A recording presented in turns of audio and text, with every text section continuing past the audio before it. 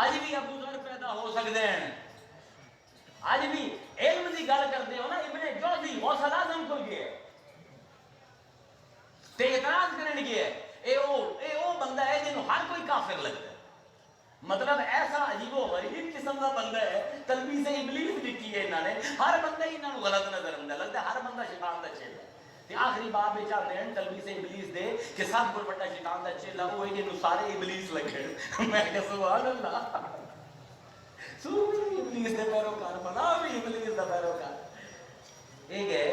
تے جا کے غوث اعظم دربار انہاں دے نام دا جڑا بندہ ہے اس نے کتاب لکھی عالم نے، آدھر وقت اعظم بیٹھے ہیں تے پہلے انہوں نے قرأت کروائی تے قاری نے کوئی آیت پڑھی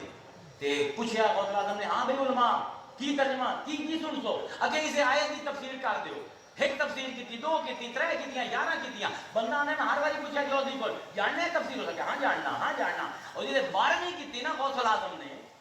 آکھنے لگا یار ہے نہیں سنی، یعنی وہ رنگ جڑا نا پیلا ہون لگ گیا، 13ویں آئی 14ویں آئی 15ویں آئی 40 کر دیتیاں، اگر 40 کیتیاں نا تے میں جو دی نو ویکھیا جو دی اکھن نو پھدیا،